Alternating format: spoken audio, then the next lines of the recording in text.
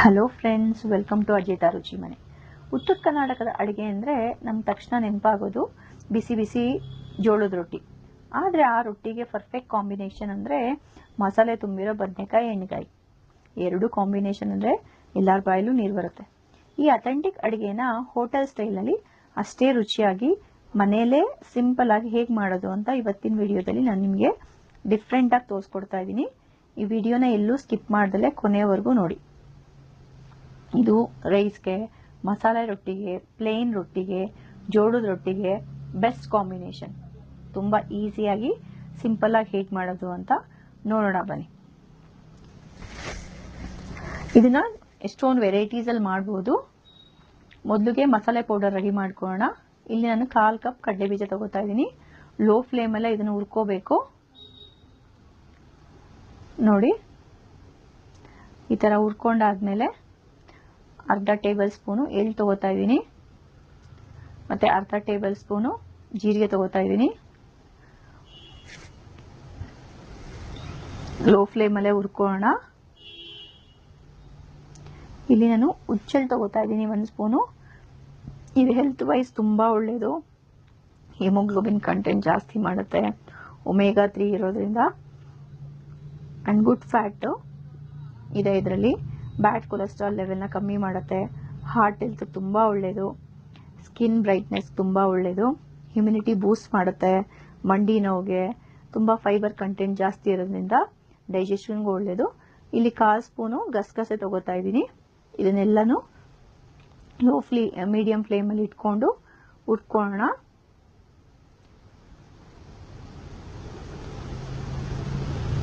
ನೋಡಿ, ಈ ಥರ ಚೆನ್ನಾಗಿ ನಿಮ್ಗೆ ಅರೋಮ ಬರುತ್ತೆ, ಅವಾಗ ಕೆಳಗಿಡಿಸ್ಕೊಳ್ಳಿ. ಇಲ್ಲಿ 4 ಬಾಡಿಗೆ ಮೆಣಸಿನ್ಕಾಯಿ ತಗೋತಾ ಇದ್ದೀನಿ. ಇದು ಕಲರ್ಗೋಸ್ಕರ. ಖಾರಕ್ಕೆ ನಾನು ರೆಡ್ ಚಿಲ್ಲಿ ಪೌಡರ್ ತಗೋತಾ ಇದ್ದೀನಿ. ಇಲ್ಲಿ 10 ರಿಂದ 12 ಎಸಳು ಬೆಳ್ಳುಳ್ಳಿ ತಗೋಣ. ಇದನ್ನು ಸ್ವಲ್ಪ ಹುರ್ಕೋಬೇಕು. ನಿಮ್ಗೆ ಇದನ್ನ ತುಂಬ ವೆರೈಟೀಸಲ್ಲೂ ಮಾಡ್ಕೋಬೋದು.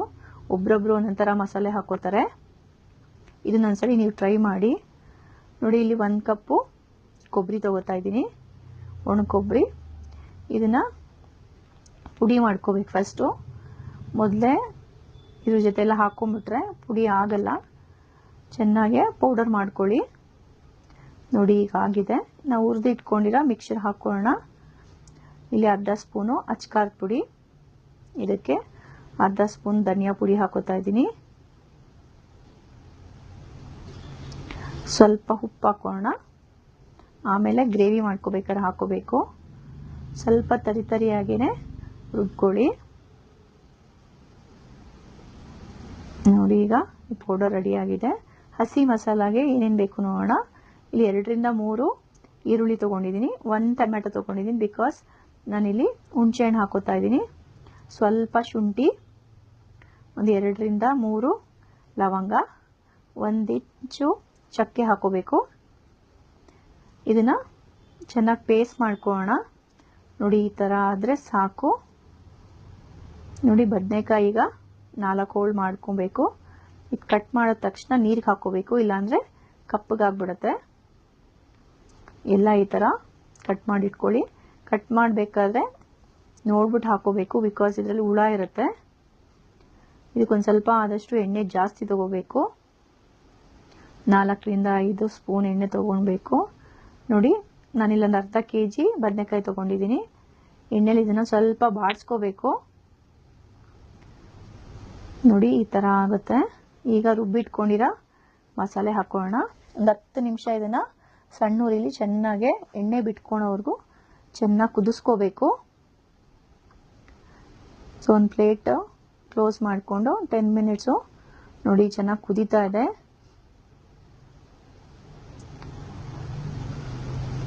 ಸೊ ಈಗ ಆಗಲೇ ಸ್ವಲ್ಪ ಉಪ್ಪು ಹಾಕ್ಕೊಂಡಿದೆ. ಇನ್ನೊಂದು ಸ್ವಲ್ಪ ಉಪ್ಪು ಹಾಕೋಣ. ಲಿಡ್ ಕ್ಲೋಸ್ ಮಾಡ್ಕೊಂಡು ಸ್ವಲ್ಪ ಹೊತ್ತು ಬೇಯಿಸ್ಕೊಳ್ಳೋಣ. ನೋಡಿ, ಈಗ ಪುಡಿ ಮಾಡಿಟ್ಕೊಂಡಿರೋ ಪೌಡರ್ ಹಾಕೋಬೇಕು. ಚೆನ್ನಾಗಿ ಮಿಕ್ಸ್ ಮಾಡ್ಕೊಳ್ಳಿ. ನಿಮ್ಗೆ ಗಟ್ಟಿ ಆಯಿತು ಅಂದರೆ ಸ್ವಲ್ಪ ಇದಕ್ಕೆ ನೀರು ಹಾಕೋಬೋದು. ನೀರು ಹಾಕ್ಕೊಂಡು ಮಿಕ್ಸ್ ಮಾಡಿಕೊಂಡು ಇನ್ನೊಂದು 5 ರಿಂದ 10 ನಿಮಿಷ ಎಣ್ಣೆ ಬಿಟ್ಕೊಳೋವರೆಗೂ ಸೈಡಲ್ಲಿ ಚೆನ್ನಾಗಿ ಕುದಿಸ್ಕೋಬೇಕು. ಲಿಡ್ ಕ್ಲೋಸ್ ಮಾಡಿಟ್ಕೊಂಡು 10 ಮಿನಿಟ್ಸ್ ಕುದಿಸ್ಕೊಳ್ಳೋಣ. ಇದಕ್ಕೆ ಸ್ವಲ್ಪ ಹುಣಸೆ ರಸ ಹಾಕೋಬೇಕು,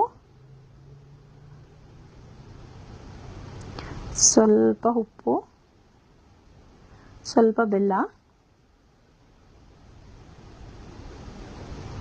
ಚೆನ್ನಾಗಿ ಮಿಕ್ಸ್ ಮಾಡ್ಕೊಳ್ಳಿ.